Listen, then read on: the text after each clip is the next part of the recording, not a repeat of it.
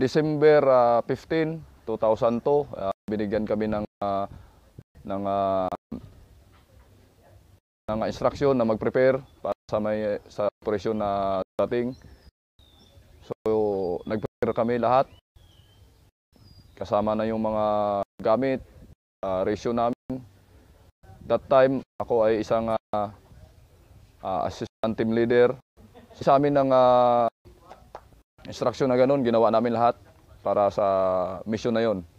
So nag-jump off kami na gabi, papunta doon sa line departure, line of contact. Tinatawag nila na LDLC. So pagdating doon sa LDLC na yon, prepare yung tropa para sa movement towards objectives. So kasama namin yung 12 Scout Ranger Company, yung naging kabady namin. Dahil yung time na yon is na-enkwentro yung 33rd Infantry Battalion ng 1st Division sa Hulo. So nakaprepare na yung tropa sa LDLC towards objectives. So inabot kami ng 4 hours na naglalakad bago magliwanag. So after noon, nag-halt kasi nag-map check. Nung nalaman namin na malapit na sa objective, so nag-tactical kami. Lahat ng mga movement, lahat na galaw is ginawa namin kung ano yung mga SOP ng bilang Scout Ranger pagdating sa operation. So pagdating ng time na yon, hinintay namin na kung ano yung instruction ng commanding officer namin. Inabot kami ng alas 5 na madaling araw. So yung time na yun na yung hinintay namin para dumikit doon sa sinasabing objective. So sabi ng CO namin, prepare. Tapos as a assistant team leader, ako yung tumutulong sa team leader ko para ialala yung tropa at time. Tinuro ko kung saan kami dapat dadaan, yung trail na yon. Ako mismo, napansin ko doon sa trail na yon na may nakita akong parang inukit sa puno ng niyog na mob pasture leftover yung nakita ko doon sa puno ng niyog yon. So binigyan ko ng pansin yun kasi isang indication sa mga kalaban. So binigyan ko sinabi ko doon sa CO ko na ganun yung nakita ko. So pinagplanuhan na naman kasi mahirap na ma-ambush. So that time, pinili namin yung isang daanan na mahirap para hindi kami ma-ambush. So pagdating sa unahan, nagsabi yung lead scout na may nakita silang dugo na andun. Fresh pa yung dugo na nakikita doon sa trail. So nagbigay na naman kami ng info doon sa CO namin kung ano yung dapat gawin. So bilang leader, pinagplanuhan na naman niya uli. Kasi dalawang trail na maliliit, yung isang trail is padiretso, yung isa is pababa sa creek. So nag-decide yung CO namin na sundan yung trail na pababa sa creek. Kasi kung susundan namin yung trail na padiretso is baka aambusin kami. So ininformahan kaagad lahat ng mga tropa na nakasama doon, pati yung 12 Scout Ranger Company na kabady namin na bubuntot sa likod. So sinundan namin yung trail na yun, paakyat, hanggang natumbok namin yung mga abandon na mga pabahayan doon. So yung team namin, sa pamumuno ni Staff Sergeant Rodel Bonifacio, pagsampa namin mismo doon sa may high ground na yun, sa patag, na engage kami kaagad. Kasi yung pala yung ginawa ng kalaban, yung dalawang trail na yun is may mga tropa sila. Na kung saan man sa dalawang trail na yun, nadadaan yung mga sundalo, is may engage nila. So simula noon, doon na nag-umpisa yung putukan. Alas 4 ng hapon, yung natapos yung putukan na yun. So yung time na yun na nagkakaputukan, may wounded sa amin na isa, kabats ko pa, si Corporal Alindahaw, siya yung lead scout namin. So nung nakita ko na na-wounded, so pinahimural ko siya. Kasi kailangan na ipahimural, baka kung anong mangyari sa kanya. At that time, Nangyari din na na-stoppage yung baril ng classmate ko rin, ng ka-team ko, kabas ko rin siya, si Corporal Gruta. Yung kung ano pa na yung baril yung inaasahan namin, yun pa yung nag-stoppage, yung M60 machine gun. So, habang puputok yung mga kalaban, inobserbahan namin kung saan galing yung mga putok nila, kung gaano pa sila karami. Kaya nakapag-isip na naman yung team leader namin kung ano dapat gawin. Sinabihan yung commanding officer namin na, sir, ganito yung kalaban, sir, nandito sa harap namin sa sementeryo nakapisto. So nung sabi na doon sa CO namin yung gano'n na sitwasyon sa harap,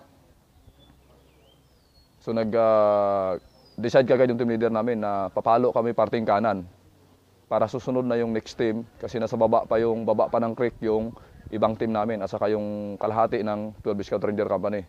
Pati yung sa likod namin, na-enkwentro na rin. So, yung time na yon, gusto nila kaming ikordon. Pero hindi nila nagawa dahil din sa mga pinuno namin na magaling mag-isip, magaling dumiskarte, at saka yung mga team members, company members is marunong sumunod sa mga utos ng mga o command ng mga team leaders pagdating sa enkwentro. So nagkaroon kami ng sugatan, 4 yung naging sugatan namin doon. Inabot kami ng gabi bago namin sila nailabas sa area. So along the way na iniibak namin yung mga wounded na yon, nakipag-link up yung isang company ng 7th IB, ng Charlie Company nila, nakipag-link up para sila yung magsusundo sa amin, para i-guide kami kung saan yung pinakamabilis na daan, pinakamalapit para ma-exit namin yung mga sugatan. So nung nag-link up na yung isang kumpanya ng 7th IB, na kung sino na sila yung mag-guide sa amin kung saan yung daan na yun na palabas, na-enkwentro na naman kami uli, inambos na naman kami doon. So that time, yung mga wounded na kasama namin is nag-alala na naman kasi na-enkwentro. Baka nasa isip nila is kung ano mangyari. Pero sinabihan namin na dyan lang kayo, relax na kayo, naka-safety na kayo. Walang mangyayari sa inyo. So yun, doon naman nag-umpisa yung putukan, nag-maneuver na naman yung kabilang team namin. Tapos yung 12 company nakapisto, pinapisto sa advantage position. Tuloy-tuloy pa rin yung putukan na yun. Hanggat sa mayroon kaming sugatan, na doon na wounded si Corporal Gapasin. Yung time na yon, pati si Corporal Estigo. Magkatabi kami sa isang puno ng niyog. Yung putukan na yon isa inabot ng mga 10 minutes. So pagkatapos noon, clear na yung area. May nakuha kami ng isang body count. Tinuloy namin yung paglabas ng tropa. So nakalabas kami sa tropa na yon kung saan andun na naghihintay yung mga kukuha ng mga sugatan namin na dadalhin sa ospital. Is alas 3 na ng madaling araw. Malakas pa yung ulan, ilang ilog yung dinaanan namin, kahit anong hirap, pero tinis namin dahil sa tawag ng trabaho bilang isang nagsisilbi sa isang bayan. So, nung naihatid na yung mga sugatan namin doon, sinakay sila doon sa sasakyan, yung mga bakal, may mga ambulance na kasama doon. Pagdating namin doon, andun na naman yung resupply para sa another mission na naman.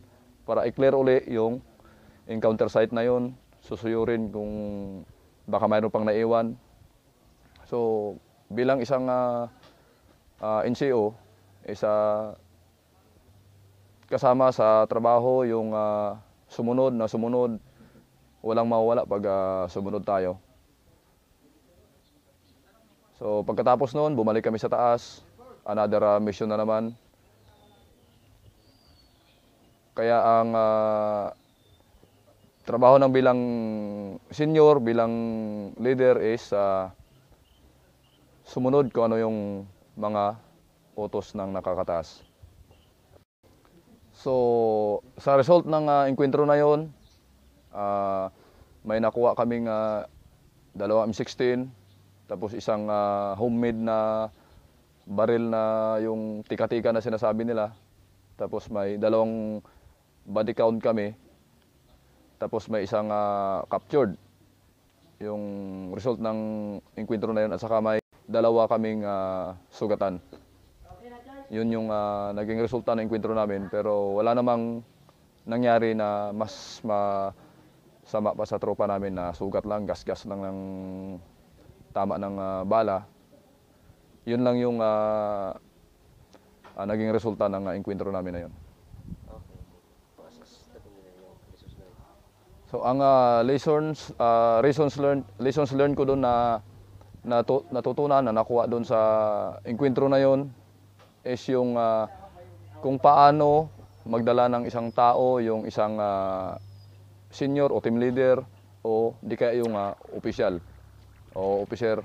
Nakikita ko sa kanila na andon yung lakas ng loob, andon yung kung ano yung pinag-aralan nila bilang scout ranger na apply pag desisyon, madali makapagbigay ng desisyon kung ano yung dapat na gawin na pabor sa tropa. Hindi sila pumapayag na yung tropa ay mapapahamak o di kaya anumang mga masamang mangyayari. Okay, as a NCO, ang leadership style ko is sa akin ko mismo pinapakita sa mga team members ko o sa mga mas junior sa akin kung ano yung leadership ng style ng leadership ko o pagdadala sa kanila. So sinasabihan ko sila sa personal na ganitong gawin nyo. Pag inutusan kayo, sunod lang kayo na sunod. Kung ano yung magiging problema nyo, sabihin nyo ako kaagad para magawa natin ng paraan, maiparating natin sa nakakataas. Huwag nyong itago, huwag nyong sarilinin kung anong mga problema. As a senior NCO, ang pinakamahirap na sitwasyon ng isang tao ko na nangyari sa akin nung ako isang team leader. Nangyari ito nung sa Siaraway kami nung kasagsagan ng operasyon na pag-recover yung mag-asawa na yun, si Burnham, yung mag-asawa na yun. So that time, na-delay yung resupply namin. So wala kami pagkain, 3 days kami na nag-survival doon. Ngayon, yung isang team members ko is namumroblema kung ano yung sa pagkain namin na ganyan. Tapos nagkataon pa that time na tumawag yung kamag-anak niya, nagkaroon ng problema doon sa kanila. So kinausap ko siya. Sabi ko, yung problema mo na yan is gagawa natin ng paraan yan. So bilang isang sundalo, so dapat kung ano yung mission natin, unahin muna natin. Kung ano yung mission natin, after na mission natin na matapos yan, saka ka bibigyan ng pagkakataon na masolve mo yung problema mo na yan. At saka, yun nga, nabanggit ko kanina, na nag-survival kami, nalulumural sa doon kasi nung civilian siya, hindi niya nasubukan na naglugaw kami ng bahaw doon, asin lang yung sahog. So, doon sa panahon sa sitwasyon na yun, kinausap ko rin siya bato sa sitwasyon namin bilang isang sundalo. Sa pagpaintindi. So, ang style ko naman sa pagpapaintindi ng bilang isang sundalo do sa mga junior ko kung ano yung trabaho bilang isang sundalo ay sinasabi ko sa kanila na nung isa sa hangad natin is magkaroon tayo ng trabaho, magkaroon tayo ng permanenteng trabaho, magkakaroon ng sahod at saka makasilbi sa bayan. Yun yung sinasabi ko sana. Tapos pagkadating sa ganyan na problema na kung paano ang trabaho ng bilang isang sundalo. So sinasabihan ko sila na tayo, isang sundalo tayo, dapat isa tayong unang-una is professional tayo. Alam natin kung ano yung dapat gawin natin bilang isang sundalo. Kaysa sa doon sa dati tayong civilian, iba yung trabaho natin. So sumunod lang tayo, sumunod ng sumunod kung anong dapat yung utos diyan na tamang mga utos, sumunod tayo.